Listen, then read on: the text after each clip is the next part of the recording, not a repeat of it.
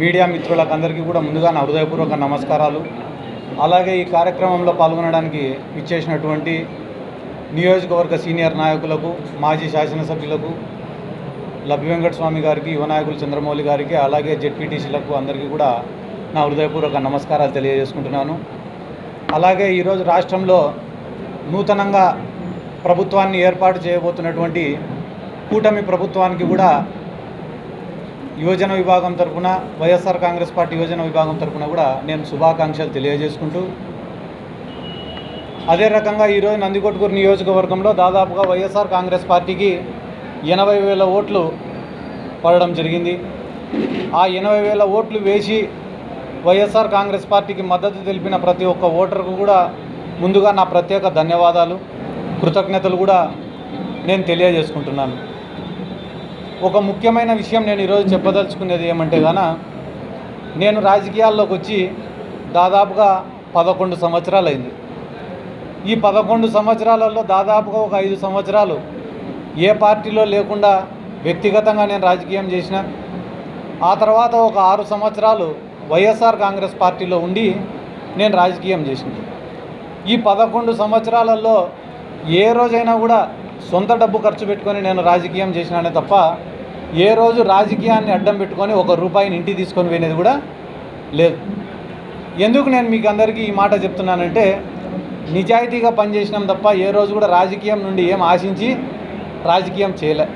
ప్రజల ప్రేమ కోరుకున్నాం, ప్రజల అభిమానం కోరుకున్నాం, ప్రజలు మమ్మల్ని ఇష్టపడాలని కోరుకొని రాజకీయం చేసినామే తప్ప ప్రజల నుంచి ఏం ఆశించి లేదా రాజకీయాల నుండి ఏం ఆశించి మేము రాజకీయం చేయలే.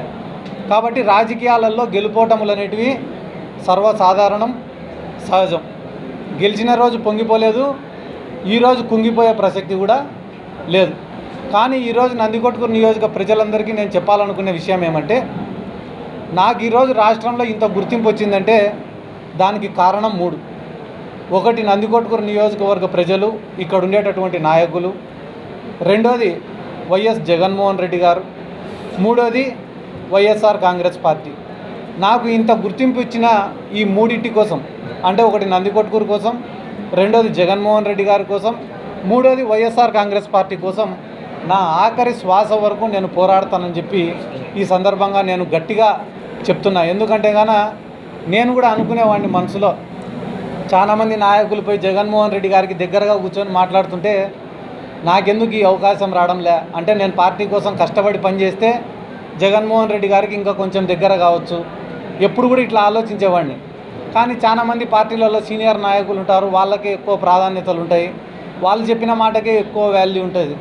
కానీ ఇప్పుడు ప్రతిపక్షంలోకి వచ్చినాం కాబట్టి ఇప్పుడు ఈ 5 సంవత్సరాలు నేను కష్టపడతా.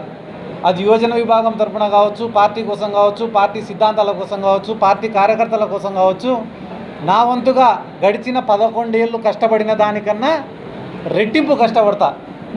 అది దేనికోసం అంటే, ఒకటి నందికొట్కూరు నియోజకవర్గానికి పనిచేయడం కోసం, ఇక్కడ ఉన్న కార్యకర్తల్ని కాపాడడం కోసం, మూడోది జగన్మోహన్ రెడ్డి గారికి దగ్గరగా ఉండి పనులు చేయడం కోసం. ఈ మూడింటి కోసం చాలా కష్టపడి పని చేస్తానని చెప్పి ఈ సందర్భంగా ప్రతి ఒక్కరికి కూడా తెలియజేసుకుంటూ, అదే రకంగా ఈరోజు రాష్ట్రంలో ఎన్నో చోట్ల వైఎస్ఆర్ కాంగ్రెస్ పార్టీ నాయకులపైన, వైఎస్ఆర్ కాంగ్రెస్ పార్టీ యువజన విభాగం నాయకులపైన తెలుగుదేశం పార్టీ వాళ్ళు దాడులు చేస్తున్నారు.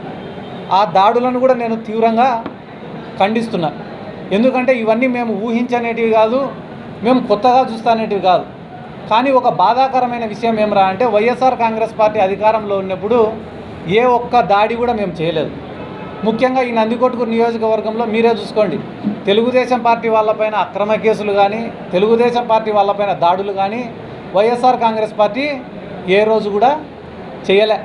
కానీ ఈరోజు అధికారంలోకి వచ్చి రాకముందే ఇక్కడ ఉన్న ప్రజలను భయపించాలా, నాయకులను భయపియాలా, వైఎస్ఆర్ కాంగ్రెస్ పార్టీ వాళ్ళని భయపియాలా, ఇక్కడ ఉన్న వ్యాపారాలన్నీ లాక్కోవాలా, కాంట్రాక్టర్లను బెదిరించాలా, జరుగుతున్న వర్కులను ఆపాలా, ఇటువంటి ఉద్దేశాలతో కొంతమంది వ్యవహరిస్తున్నారు. కాబట్టి ఇవన్నీ కూడా మంచిది కాదు, ఆ పద్ధతి మార్చుకోవాలా. ఎందుకంటే ఒకవేళ ఇదే పునరావృతం అవుతుందని అనుకుంటే ప్రజల్లోనే తిరుగుబాటు అనేది ఖచ్చితంగా మొదలవుతుంది. ఆ రోజు వైఎస్ఆర్ కాంగ్రెస్ పార్టీ కార్యాచరణ కూడా చాలా బలంగా ఉంటుంది. ఈరోజు ముఖ్యంగా మీకు అందరికీ మరొక ముఖ్యమైన విషయం ఏమరా తెలియజేసుకునేదంటే, నా శక్తికి మించి, నాకు ఎటువంటి ప్రోటోకాల్ లేకపోయినప్పటికీ నా శక్తికి మించి కార్యకర్తల కోసం పనిచేసిన, కార్యకర్తలను ఆదుకున్న, వైఎస్ఆర్ కాంగ్రెస్ పార్టీ కోసం పనిచేసిన.